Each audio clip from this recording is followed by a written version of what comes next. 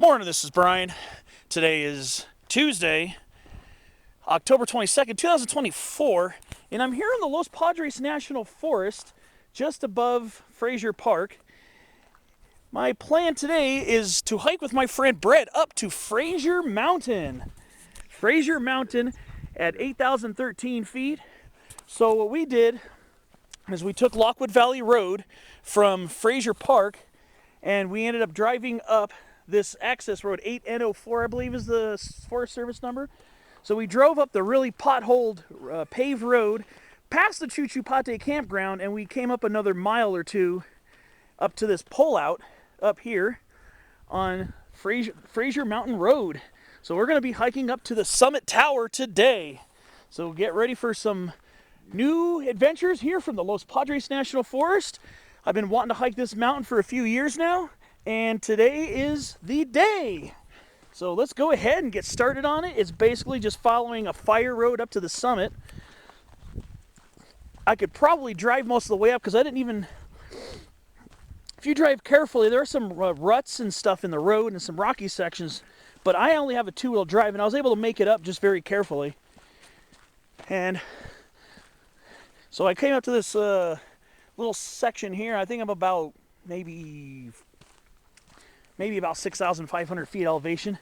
So when I do my hiking map, I'm going to have to kind of estimate where I pulled over. So I'm at a switchback here, and that's looking down towards Lockwood Valley. Lockwood Valley, and I can see down by near the Frazier Park area down there. So we're just south of the Kern-Ventura County line.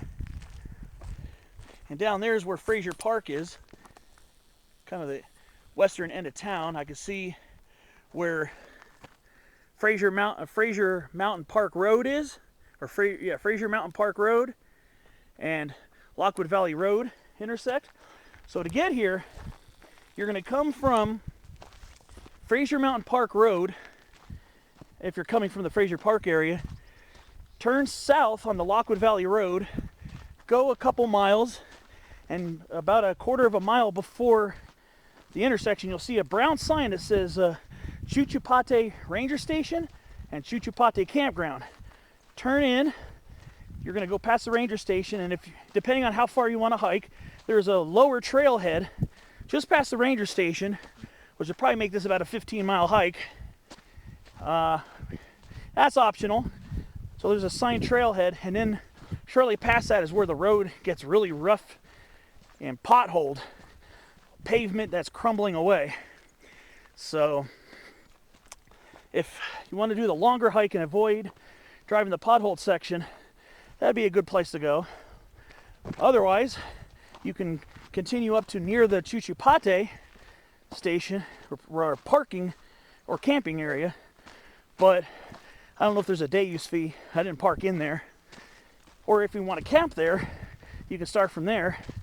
And from Chuchupate is about 6,200 feet, be an 1,800 foot elevation gain to get to the summit. So I parked up a little bit higher, and I'm just going to follow this road up to the top. So looking down there, that's the Santa Miguel mountain range, right down there below us. And I believe that's looking towards Cuddy Valley, I believe. And then that's looking towards Mount Pinos area. I think the higher parts of the peak are hidden behind that ridge there. So we're just going to start walking up this slope, and my friend and I will see what kind of botany we find today. So be prepared for some botanical points of interest as we climb up Frazier Mountain. Finally getting up here. My friend and I stayed the night in Lebec, and Lebec is this little stopover place not that far from Grapevine. It's near the Kern LA County line. He and I stayed in a Motel 6, and from Motel 6 you get a really good look at the east side of Frazier Mountain, and it's a sight to behold. Today, finally, and I've seen that motel several times, and today I didn't just look at Frazier Mountain. Now I'm going to be hiking it. So my friend and I are getting ready for some adventure as we climb up to Frazier Mountain. I'm estimating this is probably going to be close to a 10-mile hike. That's just an estimate. And anywhere from 15 to 1,600 feet elevation gain. So we'll see if I can pinpoint exactly where I parked. I'll just draw the map from there. Otherwise, away we go. I'll see you on the next clip. Be ready for some botany today, as this will be my major hiking event on my vacation. Hopefully by the time this is up, I'll have uploaded my shorter hikes near Powell and some adventure videos from the day before this. So I'll see you up the way with updates, botanical finds, and maybe some wildlife. See you up the hill.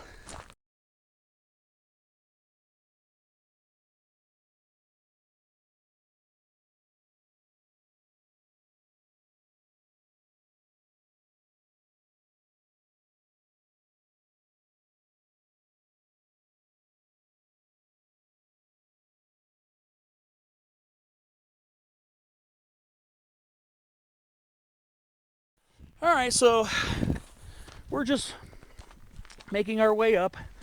It's a decent little incline. Nothing too extreme, but it does steepen up a little bit. So I'm gonna start pointing out a few botanical features of Frazier Mountain as we climb. First off, here on the side of the road, we have rabbit brush. And I'm not good at picking out what variants we have, but there's a variant of Erica marianaceosa. Then,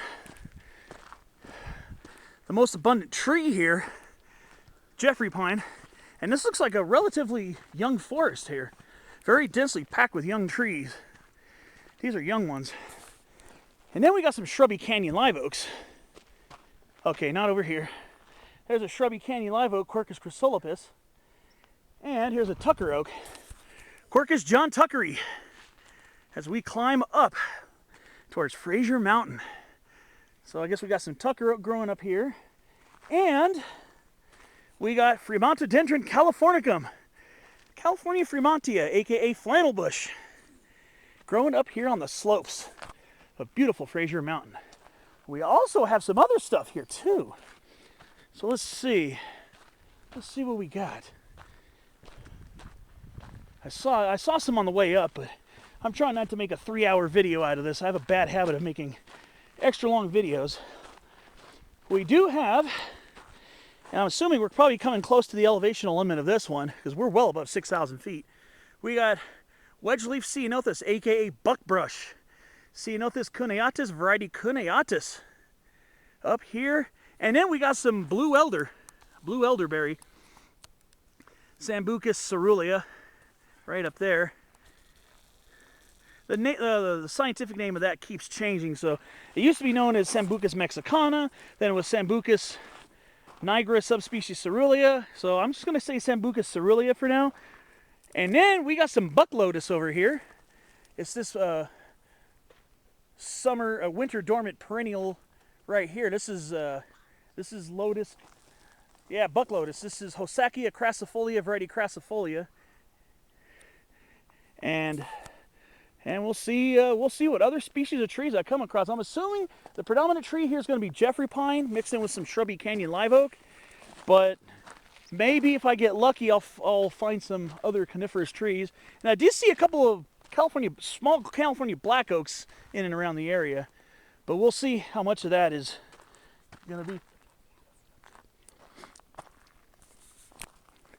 And here we got the seed capsule of Fremontodendron californicum. Right here. Good old flannel bush. Yeah. Good time to come up here. Good time to come up here is summer. Late spring and early summer, probably around June, to see those with yellow, waxy flowers. And this is a variant of sulfur buckwheat. This is, I believe this is Eriogonum umbellatum, variety umbellatum. I believe is a variant. Don't quote me on that. But this is called sulfur buckwheat. I gotta check to see what variants grow up here, but this is probably gonna be variety umbellatum. So here we go. Away I go. Here's a shrubby candy live oak with acorns right there. So stay tuned for some more interesting finds and plants and hopefully some wildlife as my friend and I climb up this peak, up to the lookout tower. Away I go, away we go.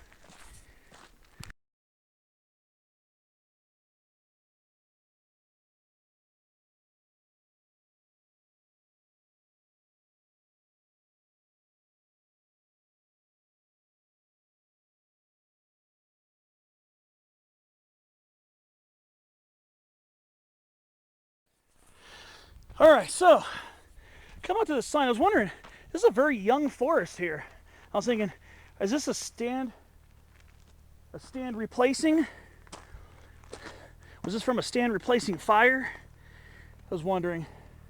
So what I ended up doing is coming across this eroded sign, and it's a penny pines plantation. So I'm assuming this area was replanted.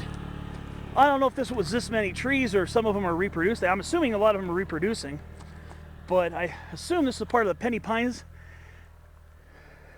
plantation. And you'll see pockets here in Southern California that have penny pines. Mount Laguna has a penny pines, and a lot of other places have penny pines plantations where they plant these trees. Usually where I'm based in Southern California, a lot of times it'll be coulter pines, but up here it's Jeffrey pine. There's an occasional single leaf pinion mixing in here, but like right here, this is a single leaf pinion seedling right here, Pinus monophylla. There are a few smaller pinions mixing in, but this is predominantly basically you can call this a monotypic stand of Pinus jeffreyi. Yeah, Brian and Brett are amongst the conifers today, and we're on cloud 9. 95% Jeffrey pine. So. Yeah, basically. So I guess I was thinking maybe this was a natural stand replacement after a fire some decades ago. These trees are very young, so I'm not sure when this was planted. I think Brett and I, being in our 40s, probably older than these trees, I would assume. But yeah, it's just not a very steep road at all. Pretty mellow grade. Might be some steep sections maybe, but so far it's just kind of wiggling its way up towards the heights of 8,013-foot Frazier Mountain. So we're going to keep on trucking along, and we'll keep you updated on our progress, and who knows what kind of botanical features we may encounter.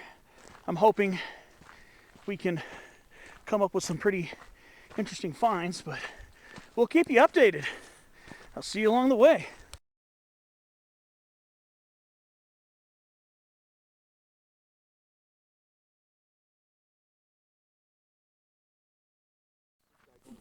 So we're up the way a little bit. So we're kind of investigating these eardrops right here in the genus Arundorferia. My assumption is that this is Arundorferia chrysantha, the golden eardrops. And it's a plant I come across in the Santa Ana Mountains. I've come across it in the San Gabriels. As we're climbing up to, probably getting close to 7,000 feet, I assume by now. And so I'd have to really be here in the late spring and early summer months to really see, because if this one has yellow flowers, bright, brilliant yellow flowers, this is Arundorferia chrysantha, the golden eardrops. If it has whitish or cream-colored flowers, this could be the white eardrops, which is Arundorferia ochroluca. So I really have to see this in bloom, but I'm going by the assumption this is probably the golden eardrops, Arundorferia chrysantha. and obviously it's late October, so we're not going to see any flowers, but we do have some developing seed capsules right here, and some of them are already ripening.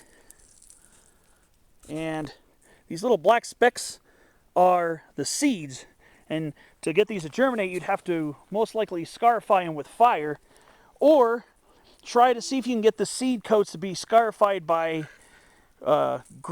maybe grinding them in sand. You might be able to do that, because they do grow in disturbed areas, but I believe they more commonly come after fire.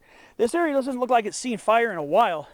So these plants, which are perennials in the poppy family, the Papaveracea, I'm assuming these came up because of the disturbance of the soil here caused by vehicles rolling up, trail maintenance.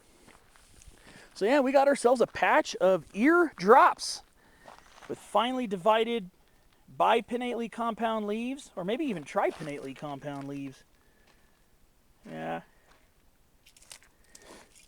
Yeah, these look like at least bipinnately compound lobed leaflets. So yes, here we are, Arundorferia, and I'm assuming again this is Arundorferia chrysantha up here, climbing up. I believe the Forest Service route number is 8N04, I believe it still is, and we are climbing up towards Frazier Mountain. So we're going to keep you posted on more updates and finds as we climb up this awesome mountain. We are just enjoying the living heck out of this. So we'll see you up the way with more updates and finds.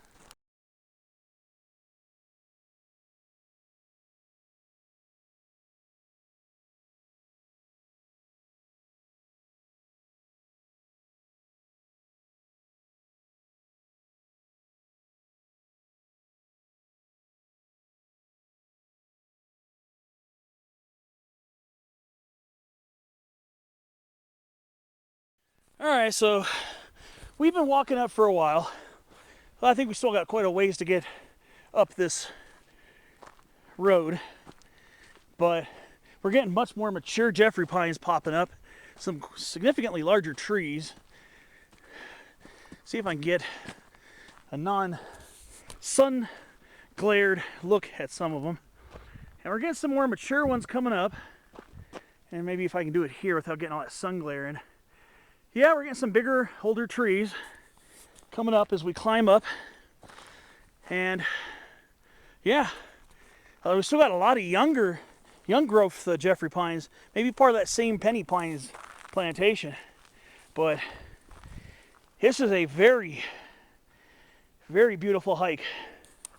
My friend and I are just having an absolutely amazing time up here. Looking out. Well, the views aren't so good here.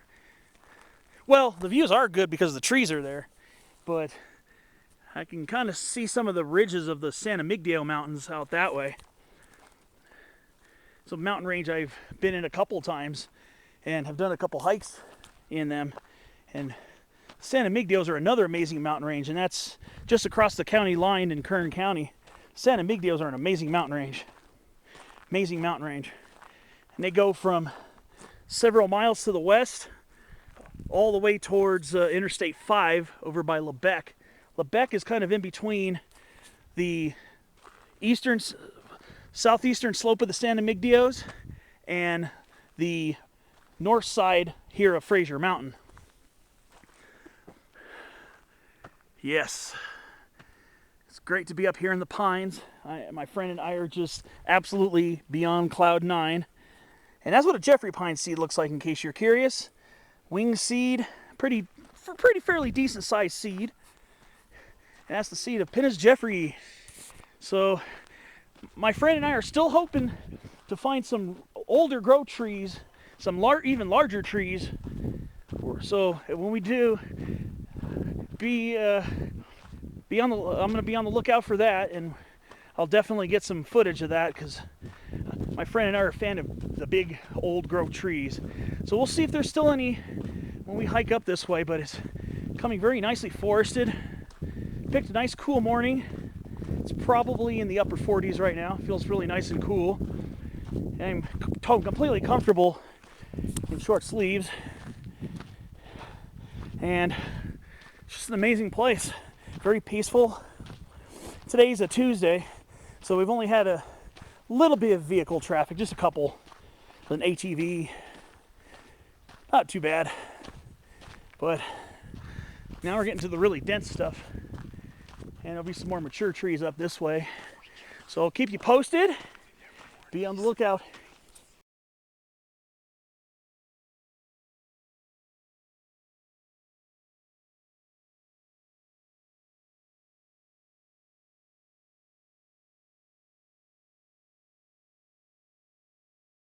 Alright, so still working our way up. We've climbed up for a while.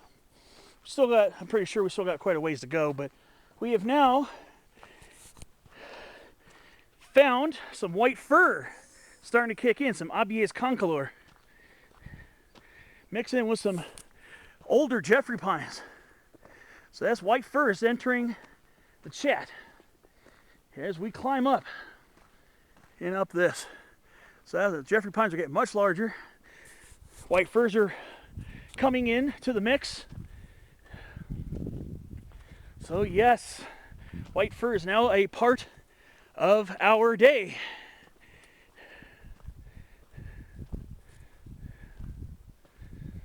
Wow.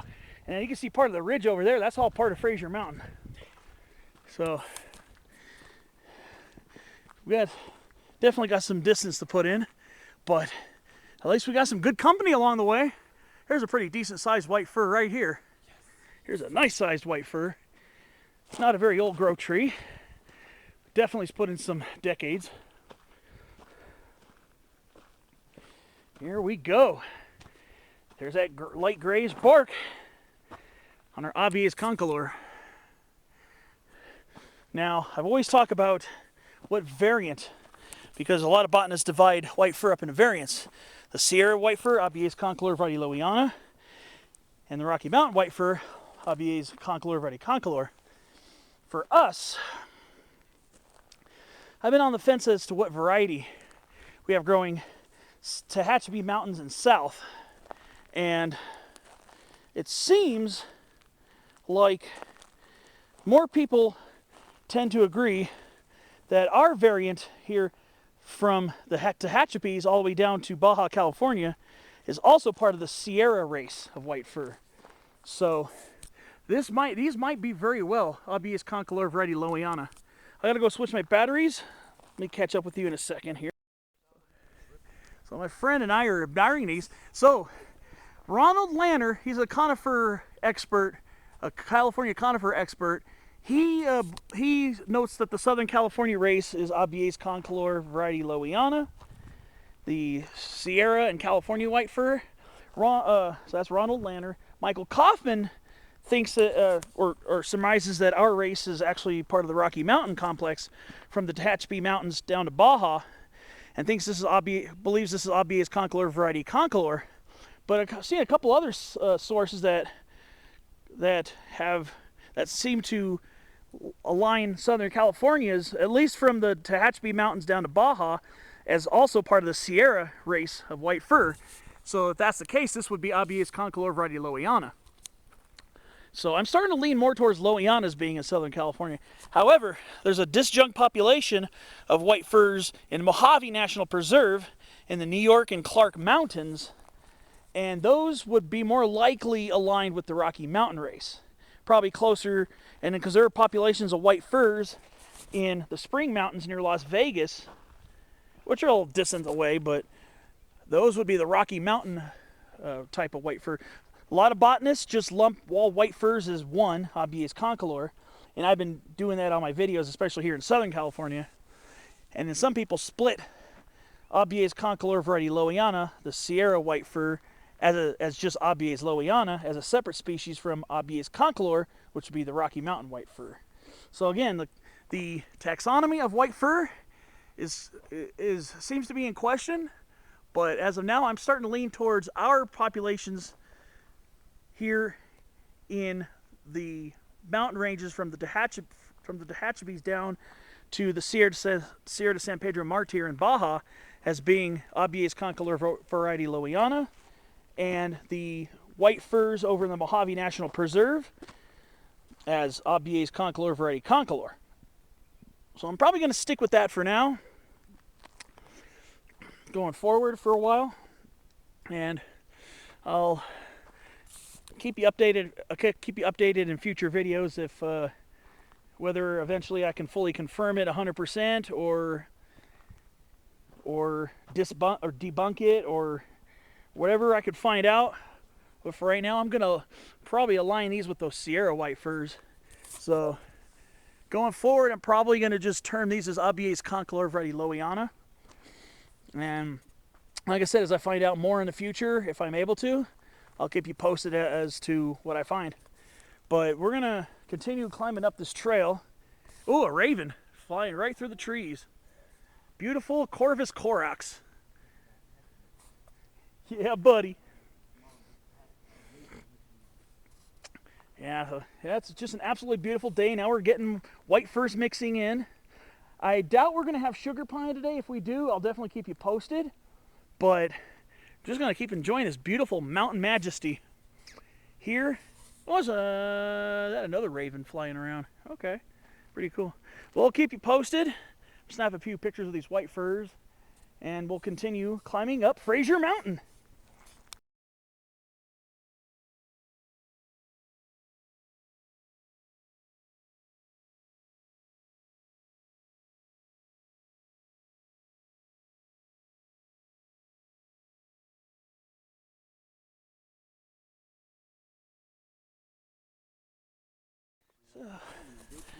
So here we are, making our way up. I know. So we're coming up to looks like a three-way junction here. So what we're going to do is we're going to bear right here to the lookout tower, which is a mile away. So we're doing really good on time. So this, you're going to stay on 8N04. We're going to turn right, follow this the rest of the way up. This becomes 8N24.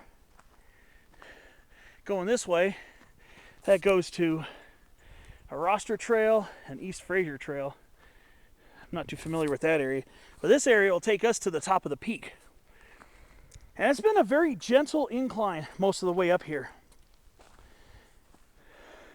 I've been feeling pretty good as I've been climbing up this.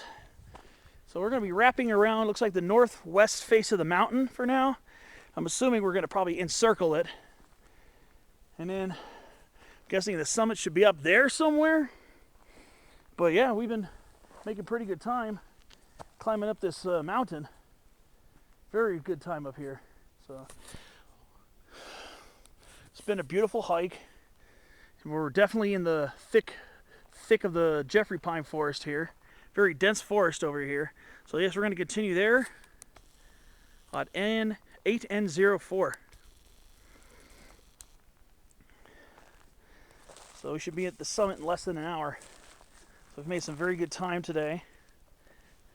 Let's see, look at what time it is on my clock. It's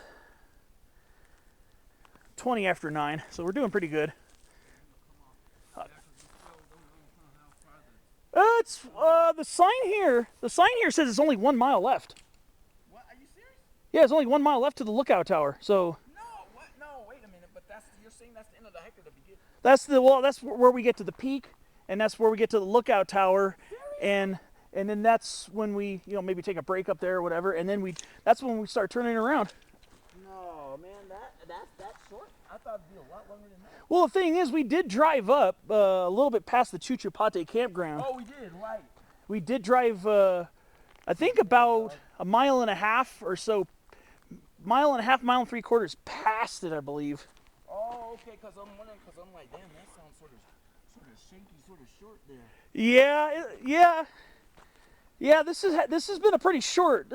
Hasn't been a very long hike, so I don't think this is even going to be 10 miles round trip.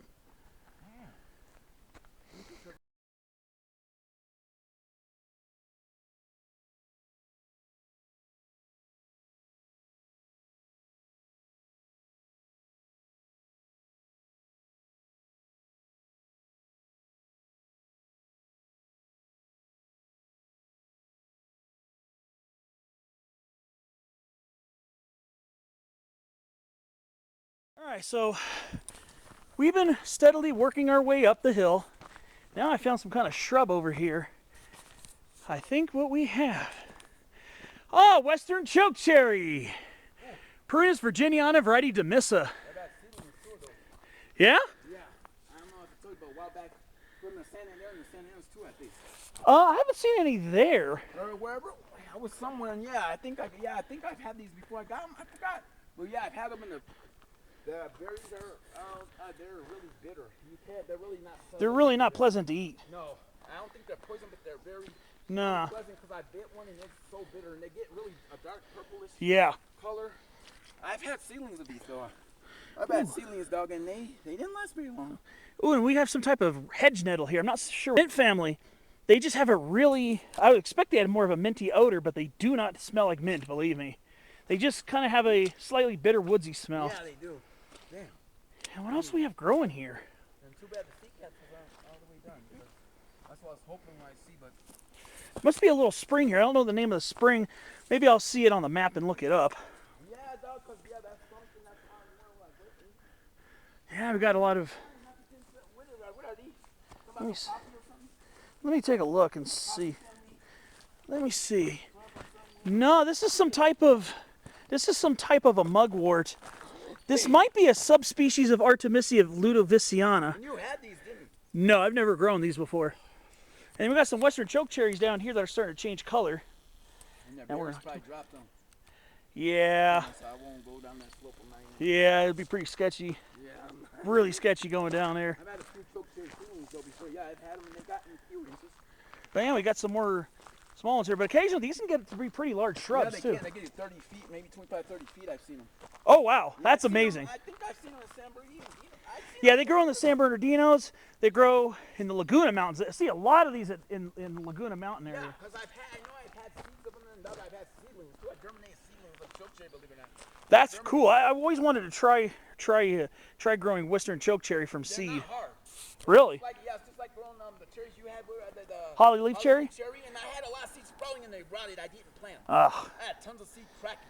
So, did you soak them and stratify them? Yeah, and they were all spray. I had them in the water bottle, about tons of them, and they were cracking. They were all Okay. Yeah, because my holly leaf cherry seeds, when I planted holly leaf cherry seeds, I didn't stratify them. They were splitting, and I planted them right away.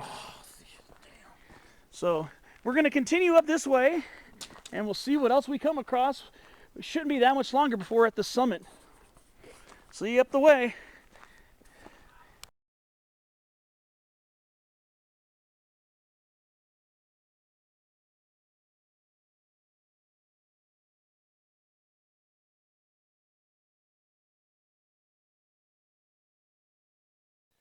All right, so we're up to another junction. We're still on 8N04. Here's a junction for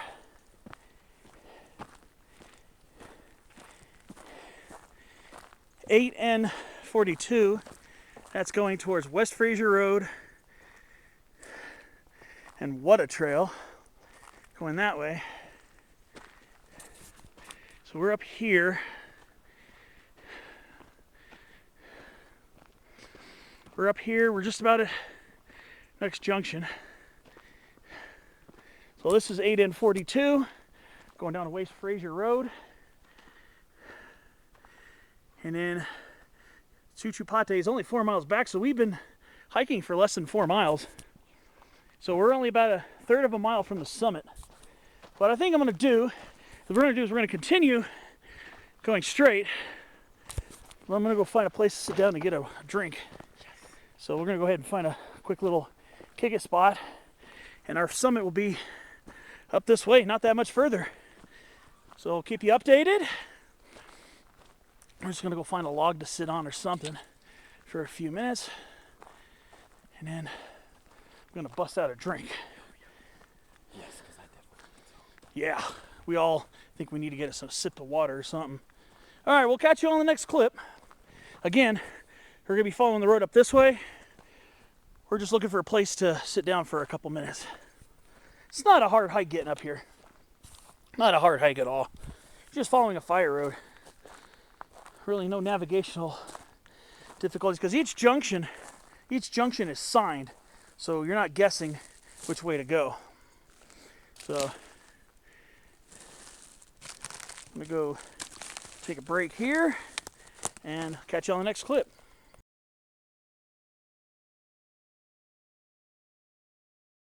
All right, so we should be reaching the summit very soon. I can see a communication tower.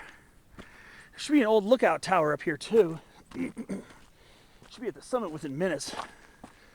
Very soon. Generally a pretty gentle walk. Pretty gradual. Nothing extremely steep.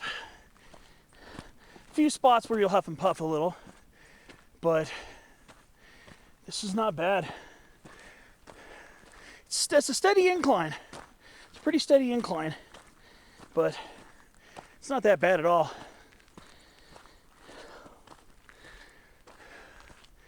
So we should be approaching the summit within minutes. Try to see if I can find the old lookout tower. Let's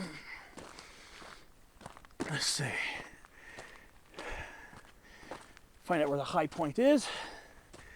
And we'll call this a summit here on Frazier Mountain. There are a few radio towers up here. Yeah, Frazier Mountain. It's a very prominent mountain, visible for quite a while on Interstate 5, coming from LA or coming from Bakersfield. Once you come, it's a little harder to see from Bakersfield because there are other mountains in front of it, but you can get a good view of this mountain on Interstate 5 when you're going through Lebec. And here's one of the set of towers. I can see the old lookout tower. It's just up ahead. So we're going to be summiting very soon. Cannot wait to start pointing out views from the top of this mountain.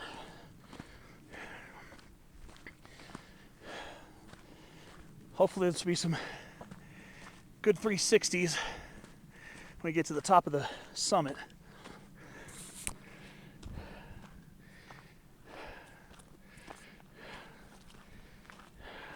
So glad to finally make it up here with my friend. We are ecstatic to finally check out Frazier Mountain for ourselves.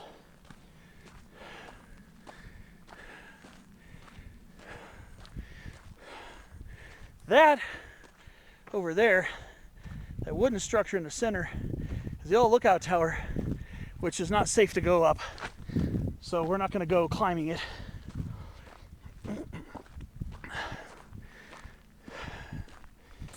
But we are just about to make the summit. This will be the first time I've hiked at 8,000 since back in June, 4.5 months ago. So this is good.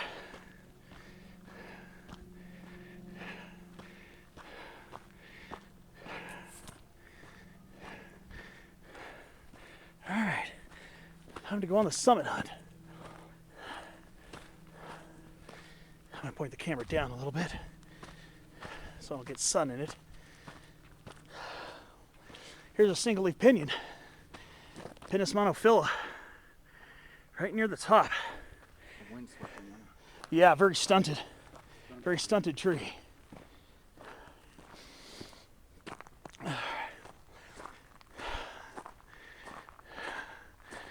Yep, another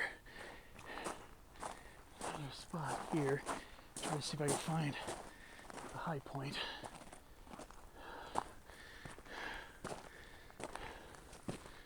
Let's see. I'm gonna try to find the highest point. Probably could have just stayed on the road. Probably should have just stayed on the road, but curiosity was dragging me to that pinyon pine. All right. Let's see. Just about the summit. Almost there. Let's see where the high point of the ground is. Let's make this official, folks. First peak. Yeah. Yeah. This is the first peak I've climbed in Ventura County since Mount Pinos. Oh, an earwig. Oh, I love those. Oh, a couple of them. Oh, I need a breather. Oh, I wonder if I have something to put them in. Yeah, I like breathing earwigs. I'm surprised to see them up here. They do? All right. Let's go find the summit, folks. We're just about to summit this one. There's the sign. Frazier Mountain, 8,013 feet. Now I'm going to look for the highest piece of ground. There you go. I'll catch up with you in a minute. I'm just going to look for the actual high point. So I'm not going to walk up this. Yeah. It's not safe to go. Well, I thought it'd be, well, it's elevated, but yeah. All right. This is it. Frazier Mountain, 8,013 feet. Another peak here in Ventura County that I have visited. And my friend is up here with me. He's going to get ready to take some pictures too. I have to dap him up there because this is another mountain peak. So there are some views. Unfortunately, there are a lot of trees blocking them off. Well, trees are part of the view in my opinion, you know what I'm saying? But I'm just glad to be up here. I can start pointing out some views. So I'll have to probably walk around a little bit. But if we're going to look off to the northwest, starting off in the northwest, that over there in the distance, that is San Emigdio Mountain, the high point of the San Emigdio range at 7,492 feet. That's a peak I did back in 2016 with Brett, of course. He went on me on that one. We also hit Brush Mountain, which is west of it. So that's San Emigdio Mountain and the San Emigdio Mountain range. Mount Pinos will be hidden behind these Jeffrey pines, which is a high point of A, the Los Padres National Forest, and B, Ventura County. And I've been up to Mount Pinos twice. And so that's off to the northwest. So we're looking a little bit more to the west, and that's just way out in Ventura County, towards Santa Barbara County, out that way. Then we're going to go swing it around to the southwest. Really can't make out too much from here, unfortunately. Trying to figure out which one of these is Pine Mountain. I'm not sure if Pine Mountain's going to be out this way or if it's going to be further out that way. Pine Mountain. Well, when I do some viewfinder, when I look at some of the peaks and the trajectories, I'll be able to maybe get a better look at that. So now I'm going to be looking out towards the southeast. This is viewing towards, that should be out towards the San Gabriel Mountains, way out that way. And oh wow, yeah, I can see the San Gabriel Mountains pretty clearly. I can see the haze. I think the bridge fire still has a few hot spots left, and that might be smoke from the bridge fire. But that's looking out towards, wow, I think, oh wow. I'm trying to see what peaks, if I can recognize any of those peaks in the San Gabriels from here. I can see out over there, I can see what looks like, I think Twin Peaks and Waterman Mountain in the San Gabriel Mountains. So yeah, it looks like Twin Peaks and Waterman Mountain. On the right is Twin Peaks East, and on the left is Waterman Mountain. That's between these trees here. And then I can see above the layer of smoke is Mount San Antonio, aka Mount Baldy, the high point of the San Gabriel Mountains. And I think I can see Mount Baden-Powell as well. Mount Baden-Powell, I think, is underneath the layer of that cloud, just to the left of that Jeffrey pine right there. So yeah, that's the San Gabriel Mountain range. So now we're going to go swing it around more towards the east, and these are the lower parts of this big mountain. This is a pretty big and prominent mountain. It goes down quite a ways. That's looking out towards the Antelope Valley. The Antelope Valley over this way, towards Kern and far northern Los Angeles counties. Now we're going to swing it just a little bit to the northeast. And what we have here are the beautiful Tahachapi Mountains. These are the Tahachapi Mountains right over here. Right over there, the beautiful Tahachapis. Now if we're swinging it more out this way, we're looking towards... I'm trying to figure out which is which. One of these is going to be Breckenridge Mountain, which was where we were supposed to go visit yesterday. But there was a big fire over there this summer that burnt away a lot of that mountain. So one of those is going to be, I think Breckenridge Mountain is somewhere over there, I believe. Might be that one there. So we're looking out northeast. And I can see out towards the Sierras, the Sierra Nevada, way out there. So somewhere out there we got the Scotia Mountains, and then we got the Sierra Nevada right out there. On this side, that's towards the Central Valley, but it's very hazy, unfortunately. Too hazy to really see it and get a good look, as we're looking more towards the north. But you can also see other parts of the eastern parts of the San Miguel Mountains above Frazier Park. Some of these peaks over here. I don't recognize a lot of them because I've only been on a couple of peaks in the San Miguel Mountains. And then swinging it back towards the northwest, again, that'll end us up over there. Again, back to San Miguel Mountain, right there. The high point of the San Miguel Range. So yeah, get some pretty good views. Got to look around a little bit. But yeah, I'm going to look to see if there's a benchmark up here. If I could find a benchmark, it would be really cool. Just trying to see what we have here. Oh, I think there was one in here.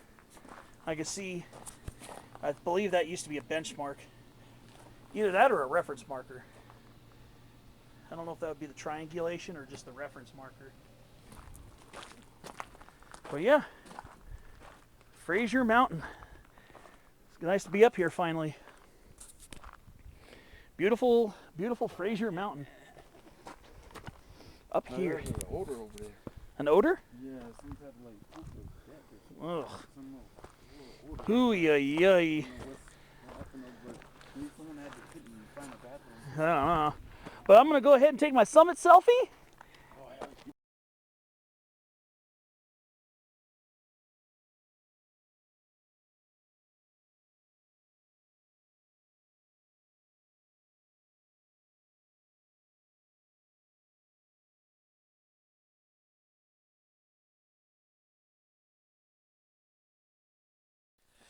Alright, so I've climbed up to the summit of Frazier Mountain. So now, let's talk about a few of the plants that grow here. I'm going to have to botanize. Watch my videos enough, you know that's what I do. So what do we have growing in this area? Obviously, I showed you a lot of the species that were growing along the way up, and you saw a lot of the pines and even some white firs. But now, and I showed you some of the shrubs as well, like flannel bush, buckbrush, and stuff like that, and some of the other plants. But now let's talk about some of the other ones growing up here. So what we have here is a small type of subshrub to a very small shrub called gray horsebrush. And this is Tetrajimycane, which is a member of the sunflower family, the Asteraceae. And we are past the flower stage, which usually is more of a mid-summer, maybe mid to late summer deal. But you can see all these tufted seeds that come out of a star-shaped seed capsule. A star-shaped seed capsule here. It's going to be kind of hard to see because they're very small, so it's going to be hard to get details of them. Right there is a star-shaped seed capsule, and inside these star-shaped seed capsules, when they open up, are these achenes. These little tufted seeds that are almost dandelion-like. So, a lot of times the star-shaped seed capsules is an indication that you're looking at a Tetradimia species. And I've come across a few species of Tetradimia in my day, especially this one. And you usually see this a lot in the San Bernardino Mountains, over in the pinyon juniper woodlands by Big Bear Lake, and sometimes up in the Jeffrey Pine Forest. Sierra junipers, single-leaf pinyon pines. So yes, we do have that gray horsebrush. During the summer, they'll have these yellow flower heads that are pretty nice looking. The last time I was near Tetrajimycane was on my my June 5th video when I was hiking to Onyx Peak and Peak 8695, where I pointed some of them out before they were in bloom. So I missed them in bloom this year, unfortunately. So yeah, Tetrajimycane with these long, linear, folded up leaves. Yellow flower heads, yellow discoid flower heads in the summer. Star-shaped seed capsules that open up to reveal the tufted seeds. Now here's another related species here. Let me see what we got here.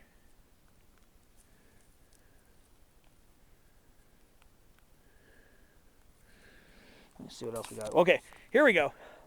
We got mountain sagebrush here, Artemisia tridentata subspecies vasiana. Mountain sagebrush growing up here. Yelp. And my friend's over checking out some of these same plants over there. Well, I'm botanizing and checking them out over here. It looks like we have a type of a penstemon. I'm not sure what species of penstemon that is. I'm assuming it's one of those type that goes dormant during the winter. Here's another species that looks like a penstemon. I'm not sure what species this is. This is not a familiar species to me. So I'll probably have to take some pictures of it. If you see text on the screen, then you'll know I found out what it is. Let me get a couple pictures of these, and I'm going to go over to this pretty common mountain shrub that we find here. So let me get some pictures of this penstemon.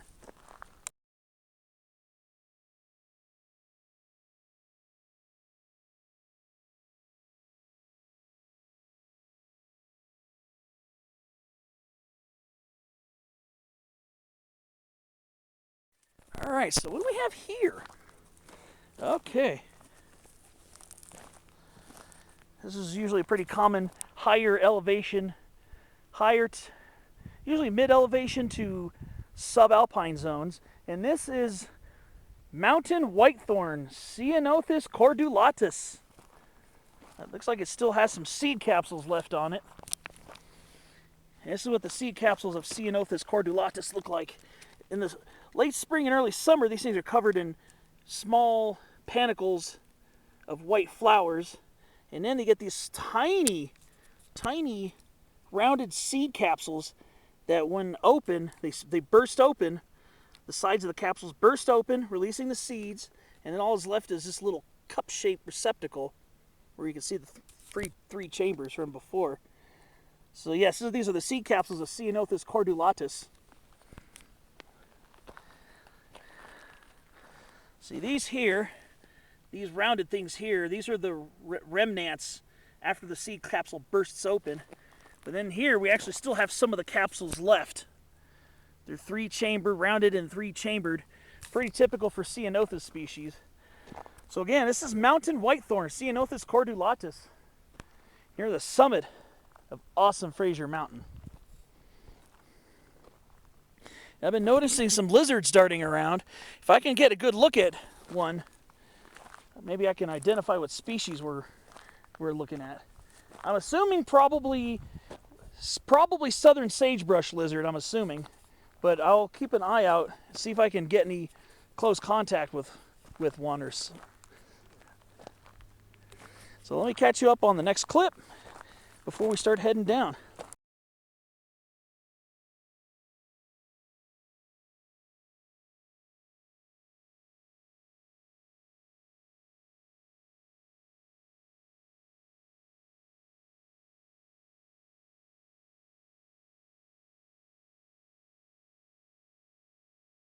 All right, so my friend and I are getting ready to leave the summit. I'm just stepping here carefully because I don't want to step on any of these earwigs. There are a population of earwigs hanging out over here near the summit tower.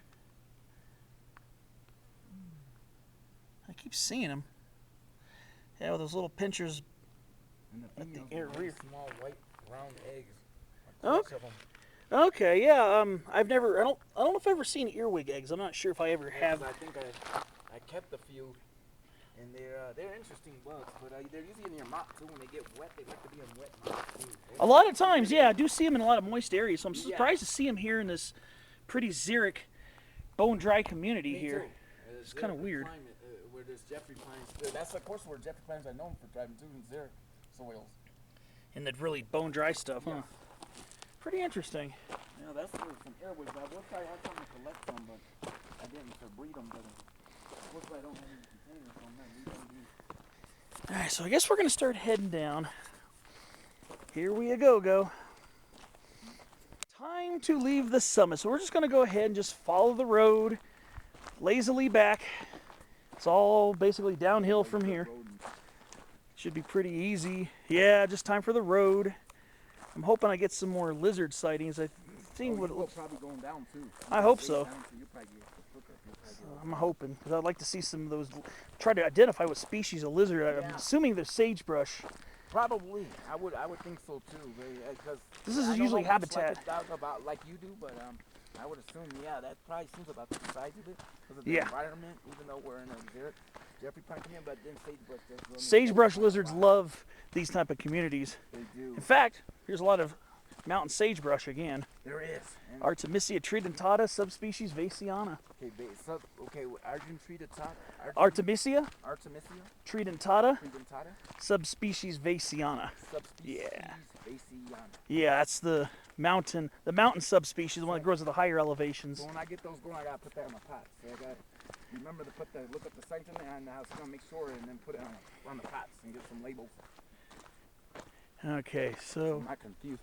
I think we came from. I think we came this way. Or wait, because that is confusing, dog. I'm telling you, that's how people get lost. No, we're on the right path. Okay. Yeah, I see. Oh yeah. I see the 8N04 sign. Okay. Yeah, I see the sign for 8N04, so we're heading the right way. All right, so we're gonna start descending, hoping to come across some more lizard sightings, and I'll keep you posted on our progress down the hill. And should be back in probably about 3.5 or so miles. We should be back at the car. Down we go. What we find, we don't know yet, besides what we've already seen. Going down, is usually faster than the way up. My mom always saying it seems true. Usually is. Going back is usually always quicker because going up is the first time going up to something you're trying to find. And it's slower because you're going uphill. Yep, that part, yes. But we're going to be going downhill. We're going to and it's not it's nothing steep, so gravity won't give us too much momentum, so we should be able to just cruise down this. Right. It should be But better descent. Yeah. In a sense. So we're gonna go ahead and continue, and we'll catch up with you pretty soon.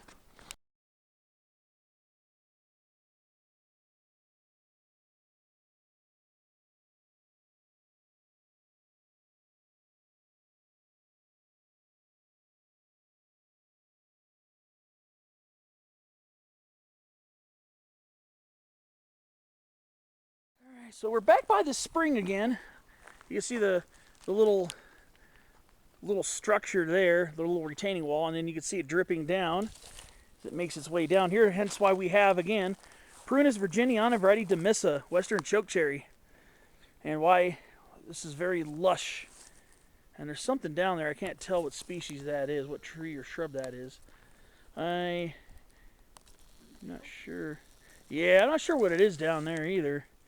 Tempted, but we'll have to scramble back up that. I think I'm getting lazy. But yeah, there's some type of beautiful thick shrub down there. But yeah, here it is. This is the lick right here. Yeah, and here's a decently aged Jeffrey pine, and I think there's some type of doves in the trees. I think those might be band-tailed pigeons, maybe. I can't tell because I can't see the coloration very well, but I see what look like maybe band-tailed pigeons. They kind of have long necks.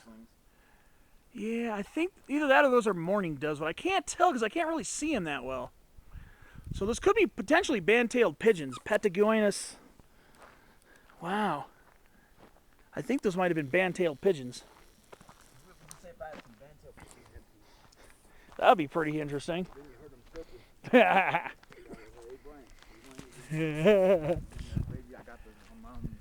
feeding. Here we go. There's some more flying around. First syringe feeding. But yeah, there's a bunch of them flying. So yeah, I couldn't get a good look at the coloration, but the necks look a little bit longer than you would expect on mourning doves, because mourning doves don't have extremely long necks, right? If I remember correctly. No, they don't. It seems sort of almost in a pigeon, but they look almost reminiscent to a pigeon, but they're a little smaller.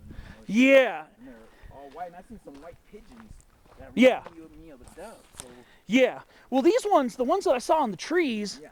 had longer necks, and I've seen pictures of band-tailed pigeons. Like I said, I couldn't get a good look at the coloration of the plumage of the birds, but it had that longer neck that I've seen pictures of band-tailed pigeons. It looked like they got longer necks, so Yeah. I might have seen my first band-tailed pigeons.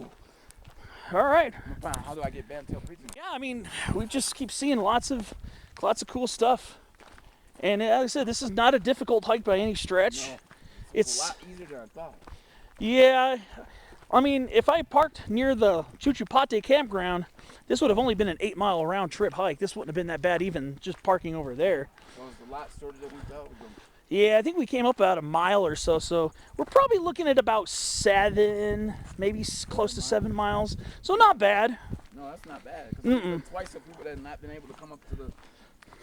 But believe it or not, though, according to the mileage, Yeah. I was expecting if we started at the actual Frazier Mountain trailhead, just past the Chuchupate Ranger Station, Yeah. then I was thinking it was going to be a 15-mile hike. Yeah. However, the signs over at that last junction said it was 6 miles to the Chuchupate. Wow. Well, not the Chuchupate Campground, but Yeah. where Lockwood Valley Road comes in. So it would have probably been about a 12-mile round trip hike. Damn. This is not bad. It's Nah. shorter than we originally thought. Oh, and Wait, that would have been shorter. ooh, and looks like we got a single-leaf pinion over here. Full of cone. But like again, I wanted to scramble. Yeah, there we go, Pinus monophylla. Single-leaf pinion. That's gonna be scramble down there. For Yeah, that's gonna be kind of far to go down there. Yeah, I'm good on that. Yeah, we're just gonna keep continuing down, keep you updated, maybe shoot a few photos in between, and keep you posted on our progress. I don't think this is gonna be that 3-hour video I was thinking it was gonna be, but at least I still got some juicy stuff in. Yes, you did. Yes. All right, we'll see you down the way.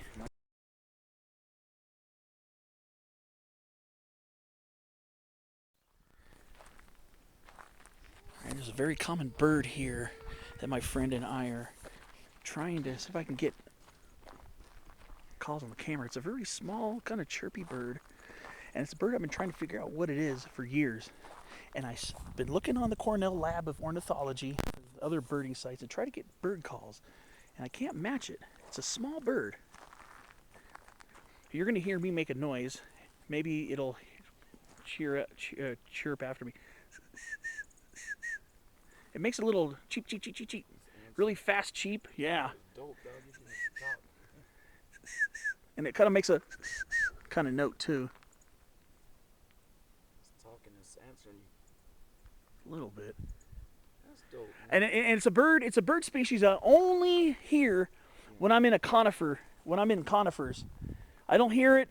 I don't hear it in chaparral. I don't hear it in just plain oak woodland. It's always where there are coniferous trees. 'Cause I was hearing it yesterday when we were on Lockwood Valley Road as well, but because they were hanging out with the pinions and some of those Jeffrey pines. They tend to love to. Conifer forest would be perfect habitat for their nesting. It might be a specialist. For nesting, but maybe they set up shop early, and maybe because they want to check out the nesting situation for the breeding season.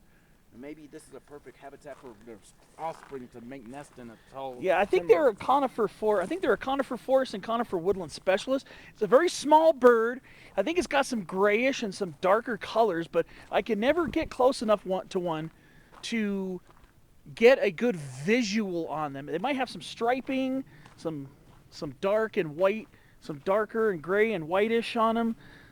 If I can get a good look at it, I can compare notes with the ornithology lab or the Cornell Lab of Ornithology, where I try to do research when I'm trying to figure out a species of bird. But yeah, this is one species I just can't seem to identify, and I've been hearing it for years. hearing it hiking in the pines in the San Gabriel Mountains. It's gotta be raining, huh? And there's some irritation, like, dang, what the? Well, it's It gotta is. be a wonder too. Like, Well, yeah. What is this?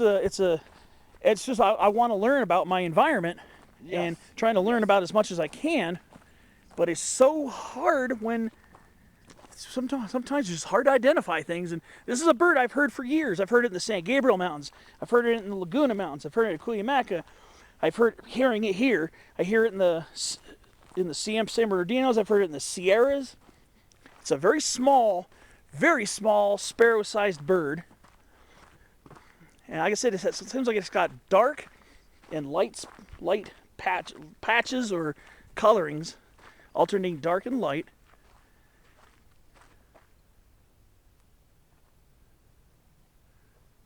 And I was seeing a bunch of them ahead of me, but not close enough to where I can get a good look at them.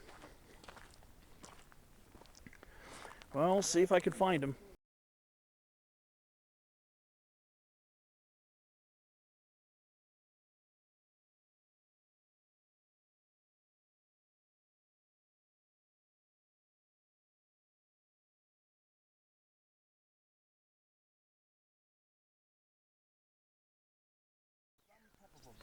Yeah.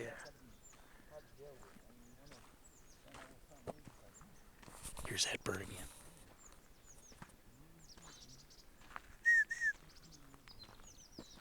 It's a small, yeah, these are very small birds that I can't get close enough.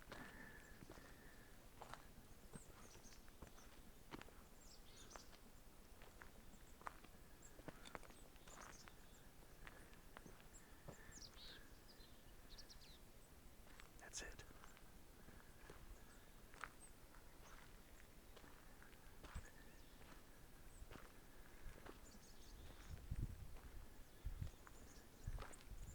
That bunch of them flying all around. Goes one up the hill. Sometimes you'll see a bunch of them on the ground, and they'll fly up in the trees when you get close. There's one. There goes one. Looks like it's got dark and light colored. If anybody understands, if anybody recognizes this call, please drop a comment, please. I'd really love to know what kind of bird this is, and it's driving me nuts because I'm trying to figure out what kind of bird this is for years.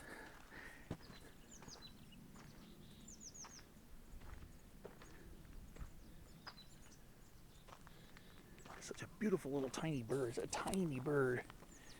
So painfully beautiful.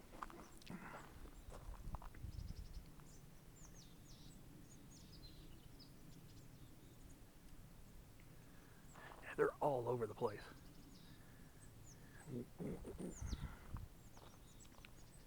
They're about the size of a finch or a sparrow, or a smaller sparrow. And I'm still trying to figure out what kind of birds these are.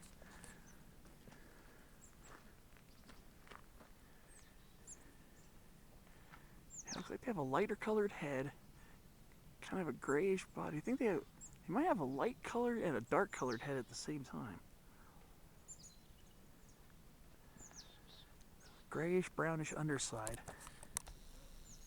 And this is driving me crazy because your boy can't identify this.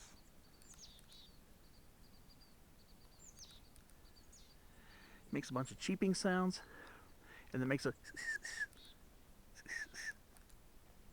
Yeah, there are a few of them in the trees. I could see them. I just can't get a good color contrast because of the shade of the trees. They love these coniferous forests, and this is where I always hear them. I never hear them in oak woodlands, never hear them in chaparral. Always love that little chirpy sound. There it is. There's one right there on that branch of the white fir.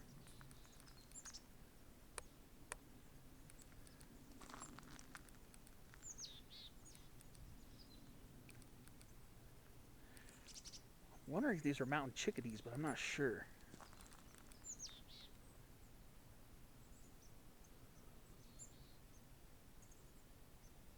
I don't know. There are a bunch of them flying around here. Looks like it's got a black stripe on its head. A black stripe over the top of its head. Some gray on the side. Some gray on the side of its head. beautiful little birds too. They're just so tiny and just so beautiful. Looks like there's a little bit of black on the breast. That's why I'm taking time to try to figure out. Just wish I can get a good still picture of one of these. These are such flighty birds. They are moving around everywhere, and I just cannot seem to get a good still image of one of these. And they're just all over the place. They love coniferous forests.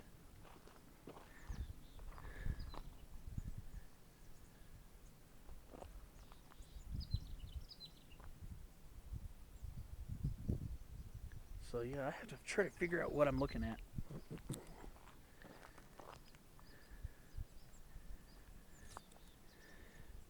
Yeah, there are a bunch of them in the gully too. Yeah, they seem to be coniferous forest specialists.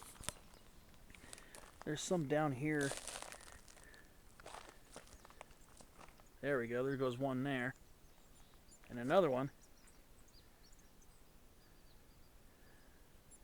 And it looks like there's a little alternating black and white stripe on the tail as well.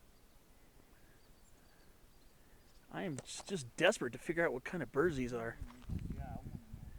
Yeah, since you and I are of very inquisitive minds, we just like to know what we're seeing. I'm thinking now, my guess would be why they're special, because maybe the nesting grounds are favorable. Yeah, they probably nest. I'm assuming they're nesting in the branches of the pines, pines and firs. That's what I'm assuming. And even though it's winter, it's going in winter now, maybe they're just ahead of time. Maybe. Popping up the spots where they're going to stay their offspring, and maybe high enough up for predators, maybe bears, even though black bears can climb, but yeah, maybe it's got a lot to do with their nesting habits, and maybe the best environment for their I mean, I'm hypothesizing. Don't quote me on this, but I'm wondering if these are mountain chickadees. You know what? I've heard of those, and they could be, because they sound pretty small, like about that. Yeah, mountain chickadees are supposed to be pretty small, and I believe they're mostly a denizen of the montane forests. Yeah, I think this is a better environment for them. So I'm, More drier. They're probably like the taller conifers. they tend to proliferate more in the taller coniferous forests. So if it's just oak woodland or chaparral, I never hear them. See, so they probably don't mess with those areas too much. No. So you're probably right. They probably ain't messing with that. Here we go. They probably can't get with that. They can't go for that. Here we go. Yep. They ain't doing that, because that's not the environment for them to raise their family, and it just ain't them. Probably more food and taller, lesser denser forest, mountain, like you said, mountain forest. Yeah. Hatchlings are probably more shore. Such a darling little birds, man. Yeah, they are. Yeah, I like to get some little chicken hatchlings. Me too. Yeah, I wonder how I get the hatchling. That would be dope. You call me one day, then you get a chicken. Yep. Ooh, a western gray squirrel. Oh, here's one. I think a western gray squirrel. Here's a bird right here. Yeah. So, darker heads, a white and a black stripe in the middle of the tail. And some of them, yeah, I got a little bit closer of a view of one. All right, so I still haven't left this little gully corner. I'll be probably doing some research about these birds later. Maybe I'll finally figure out what they are. But now what I want to focus on is some more botany. And it looks like, I think this is Parish snowberry. I believe this is Sympharocarpos rotundifolius variety of Parishii, I believe. This is the one that you find at higher elevations. There's that bird again. Doing it again? Yeah.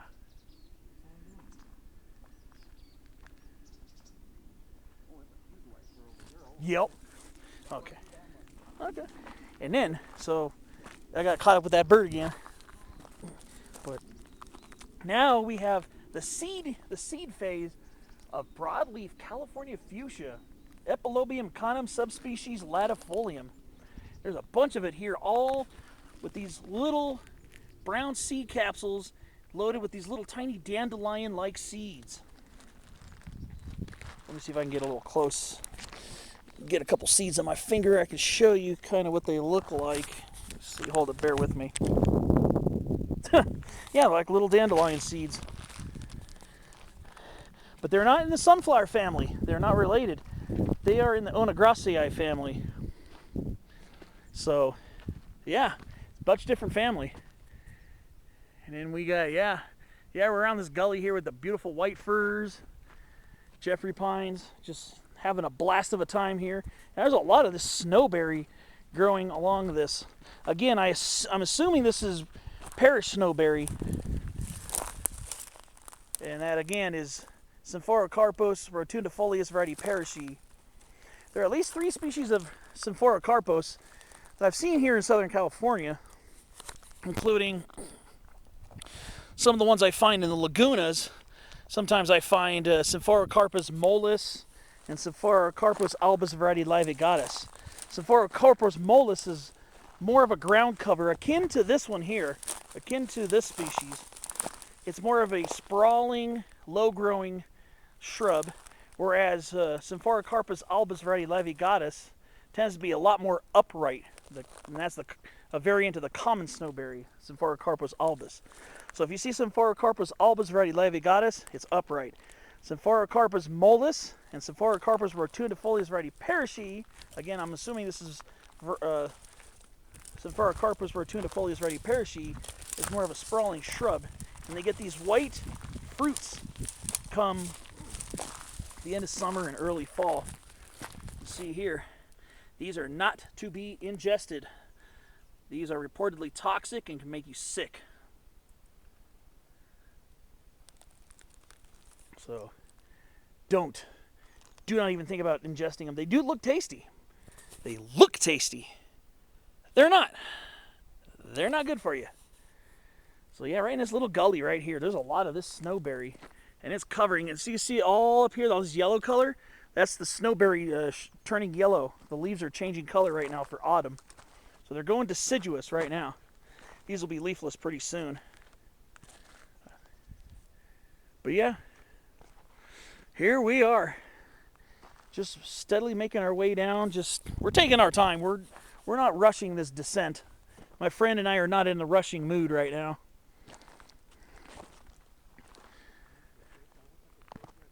I know, right? Yeah, he's saying he wishes we could just stay here perpetually. And you know what? I agree. This is a beautiful place to be. But yeah, way better. Well, I'll see you on the next clip.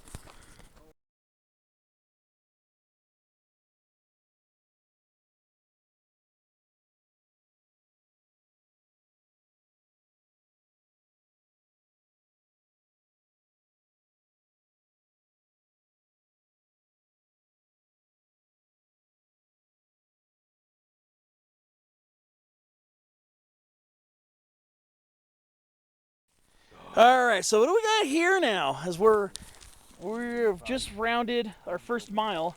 You saw my finger pointing to the left. So when you come back down, when you make this junction, you'll see the signs for Frazier Road and this and that.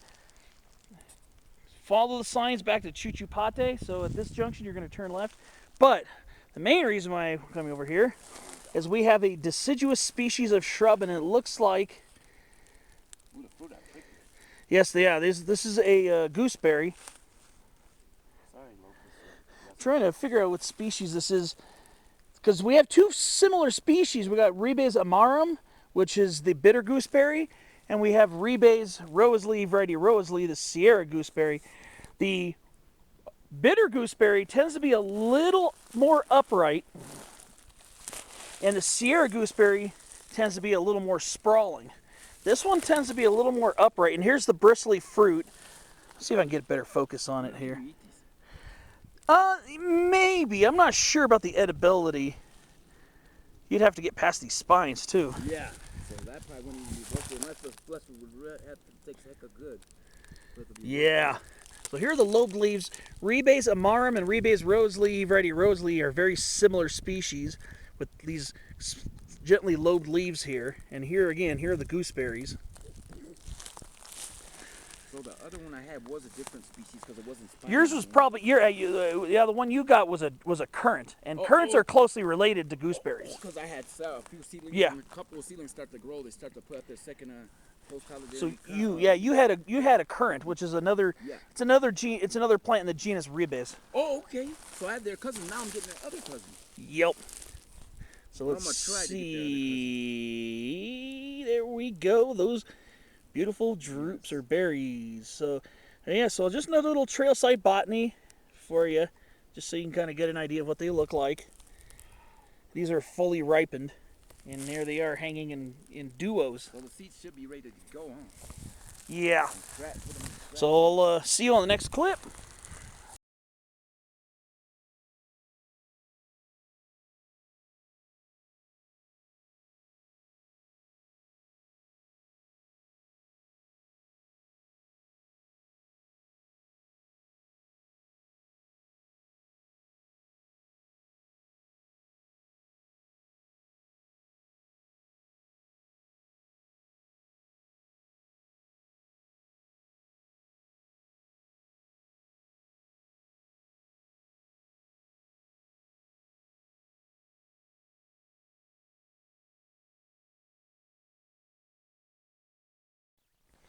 All right, so we're still working our way down. We're taking an extremely slow, relaxed pace.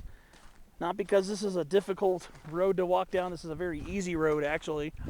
It's just that we're not in the mood to rush. We're just enjoying our time. We're descending towards the Lockwood Valley area here in Los Padres National Forest.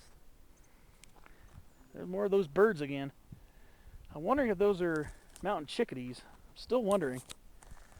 There's a small gray bird here. It might be a female version of it. I'm not sure. Right in that shrub in the center. Not sure.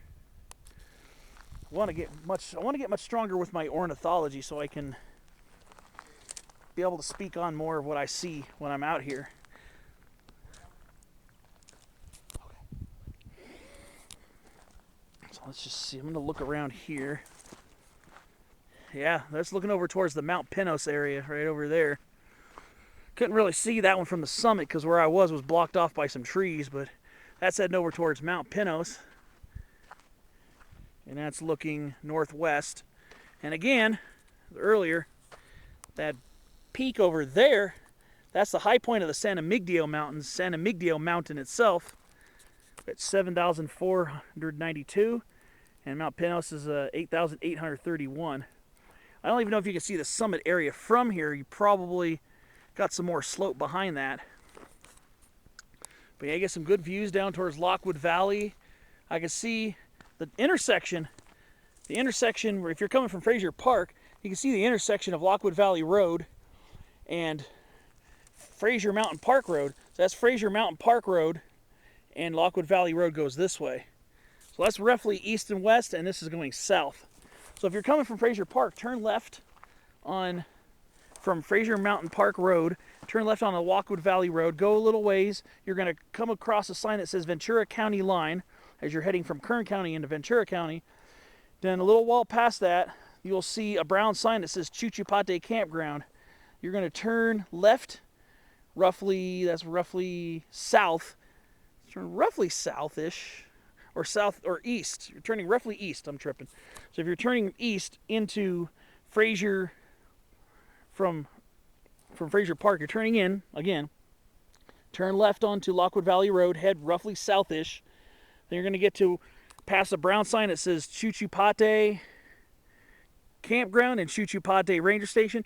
You're going to bank a left, which is going to head you roughly east-ish, and you're going to start. You're going to go past the ranger station, and in about 2 miles of very, very badly potholed blacktop road, you'll come past the Chuchupate Campground at about 2 miles, and then you're going to either park near there maybe if you're going to camp, or find a pullout along the side of the road wide enough to fit passing vehicles, so you can go and climb up yourself if you want to hike this, or you can start further back and do a roughly 12-mile hike from the Frazier Mountain Trailhead, which is which will be about a 6-mile one way, so about 12 miles of hiking from that. Or maybe a little bit less. Actually, maybe a little bit less. Maybe about 11 and a half, 12 miles up to Frazier Mountain. If you're coming from southern Ventura County, you're going to be going north on 33, then go north on Lockwood Valley Road, and then you're going to go for quite a ways through the backcountry, and eventually you'll see the same brown sign for Chuchupate. Then you're going to turn right and head up that way if you're coming from the south.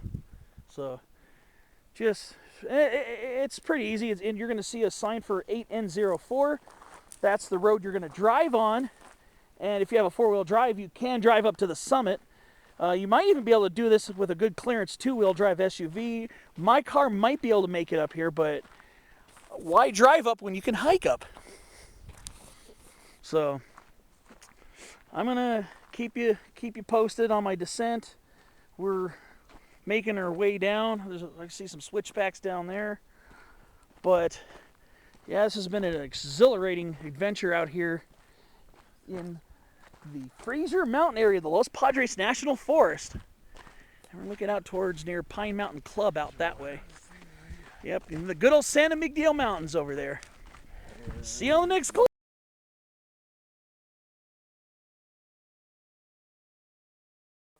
Look at the needles too. The needles. You could tell that's more culture pine, like in the cones. So here we are, still descending, and I came across a very, very interesting looking pine with some very interesting looking cones. It looks like it's got a little bit of a sharp claw at the end of it. So a lot of times we'd be thinking gray pine or coulter pine. But the size of the cones is much smaller, and the claws are very short on some of these. Not very sharp, very long claws, but there's a big sharp point at the end of the cone scales. I think what we have here, folks, is a hybrid Jeffrey coulter pine. Pinus coulteri / Jeffrey. So this looks like a hybrid between the Jeffrey pine and the coulter pine. I see very large seeds in the cones that are bigger than your typical Jeffrey pine seeds. They look a lot meatier and larger. So yeah, I think we have a coulter Jeffrey pine hybrid here. And there might be more. Some of these, this here is a regular Jeffrey pine. But yeah, these start. That one sort of looks like the cones are Yeah, there might. Yeah, that might be intermediate as well. A little bit different than these cones. It looks like they're pointier at the end. I'm gonna go look over there too. The cones look a little more toward this shape. They don't look as. Yeah, this one here might have some intermediacy as well. Back there looks more Jeffrey. But I guess what kind of tipped me off is I saw some branches, some cone scales on the branches of this snag here. Even look a little more bluish. Yeah, and the needles are definitely a little grayer. Yeah. So Grayer, this, yes. yeah, this appears to be a Jeffrey pine, coulter pine hybrid. Oh, I've come across these only a few times. Pretty interesting. So this appears to be a Pinus coulteri / Pinus Jeffrey. No way. Yeah. Of course I can reach it. But yeah. you know, there's other places, I'm sure. Yeah, that's crazy though. Yeah, because I would love to get those cones. You know, these are just starting to open, so these are just. I'd love to be able to examine those more closely. Yeah, I mean, that's crazy. So yeah, it looks like we got coulter / Jeffrey pine hybrids. I could tell by the needle structure. The needles Yeah. senior because showing a relationship between coulter and Jeffrey pine. Yes, they're intermediate. Kind of Jeffrey, but. Mm-hmm. The color is a little more grayish, the bluish is a little different color, and then the more upright, the needles are still a little more. Yeah, they're definitely Jeffrey pines. I think Jeffrey pines are supposed to be grayer than ponderosas, their needles, but coulter pines tend to be even a little bit grayer.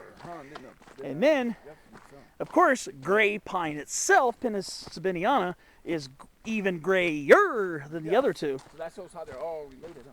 In a way, yeah. Yeah, they're all related. They're all in the yellow pine group, of course. Yeah. Most of these here just appear to be your typical Jeffrey pines, but that one definitely. Something else going on, huh? With yeah. That, the cones too. That's another thing. Yes. Those cones are pointy at the end, more like a coulter pine. Yes. And they're in the big old. And the needles. The big old points on the cone were so thicker and like they're more coulter pine. And yeah, and then the needles are a little bit longer. Jeffrey pine needles can be long. I've seen Jeffrey pines with long needles. But typically, coulter pines have longer needles. Yes. Yes. And that one tended to have a little grayer and a little longer of a needle length. So, again, another great place to botanize here on Frazier Mountain here in Ventura County. See you on the next clip.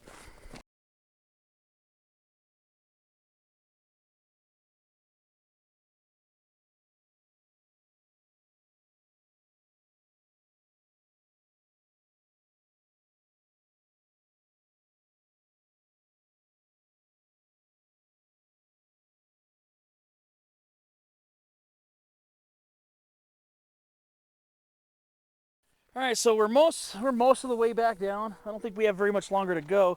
But then we got this plant here, which is a type of arrowroot, Balsamorrhiza species.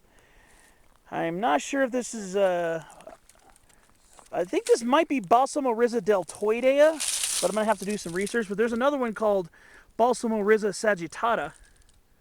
Last time I saw this was on Breckenridge Mountain back in 2021. But yeah, that's what the leaf looks like. They look like they're dead, but they're not. They're dormant for the winter. They go dormant towards fall, and then their roots survive through the winter, and then they sprout new leaves.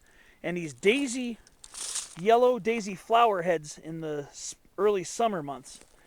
So I believe this is Balsamorrhiza deltoidea, but I'll do some double checking to see what species have been recorded from this area on CalFlora. Here we go. Here's a leaf that still has some green in it. So I'm wondering if this is Balsamorrhiza sagittata or deltoidea. I'll have to do a little bit of research on this one. So it's either, yeah, Balsamorrhiza sagittata or deltoidea. Some of these look kind of narrow, so I'm wondering if these are sagittata. I will do some research and see if I can come up with an answer for what species this is. And here's a canyon live oak, a small shrubby one, with acorns already dropping off of it. Quercus chrysolipus, of course, with really small leaves, since this is a much drier area here. And then again, we got more buckbrush, since we're below 7,000 feet. And this is again Ceanothus cuneatus, variety cuneatus, right up here on the slopes towards the bottom of Frazier Mountain. That's looking down towards the access road. I think that's the Frazier Mountain trailhead I was talking about earlier. If you don't mind doing a 12 or so mile hike, there's a trailhead down there, a paved parking lot. Shortly beyond that is where the road becomes very potholed with lots of breaks in the concrete and the asphalt. And here's some more canyon live oak acorn action here. Quercus chrysolipus here, Frazier Mountain. So we should be back pretty soon. Unless some other botany comes up, this will probably be my second to last clip. I'll do a final clip at the bottom, just kind of saying goodbye. But one thing that is very much lacking higher up on this mountain is we actually got some California black oak. You see that tree right there that's turning yellow, it's fall color. That's Quercus kellogii, California black oak. And they're starting to change quite a bit later this year because of how warm it's been this fall. There's not a lot of black oak in this area for some reason. But there is some more California black oak up here on the ridge. That's another Quercus kellogii. Most of the oak here is shrubby canyon live oak with an occasional Tucker oak. And the higher you go, the canyon live oaks become a lot less prevalent. But yeah, we do have some fall colors starting to show up finally on the California black oaks higher up on the hill here. But once you get past this area, unless I happen to miss some off in the distance, this is the only place you're going to see it. And we got more of this mountain sagebrush here. And then more flannel bush right here. More Fremontodendron californicum.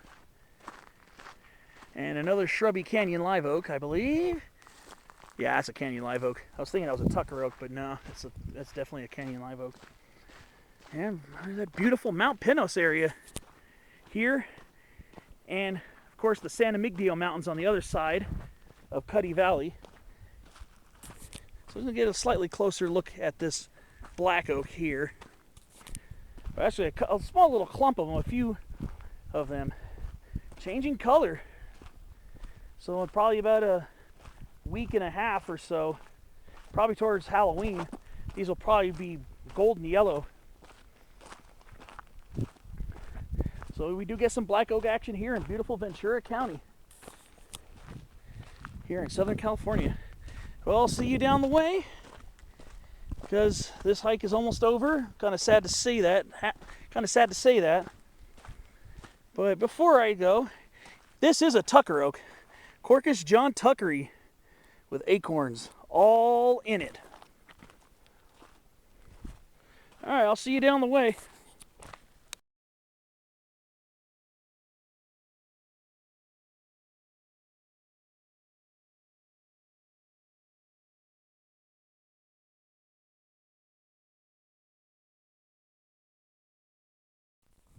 All right, so we're just about back.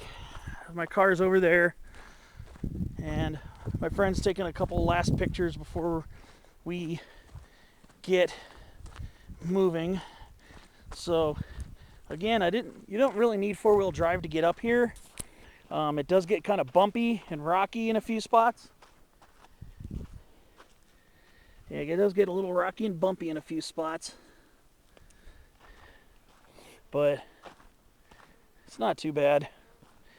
Like I said, the paved portion of this after the ranger station after the ranger station, it gets very, very rough.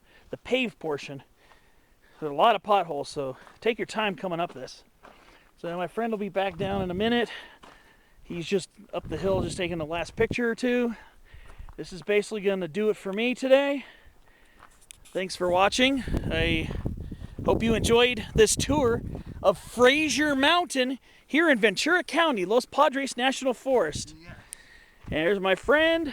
We're going to say goodbye. Bye, guys. Thanks for watching, and I'll see you on the next adventure. I might have one more hike in me. Unfortunately, I have to drop my friend off today and then start heading back towards my home, but I still have a couple more days left on my vacation, so I'm probably going to get into one more hike, probably something easy, something mellow to finish this off. So stay tuned for that, and I'll see you on my next adventure. Thanks for watching.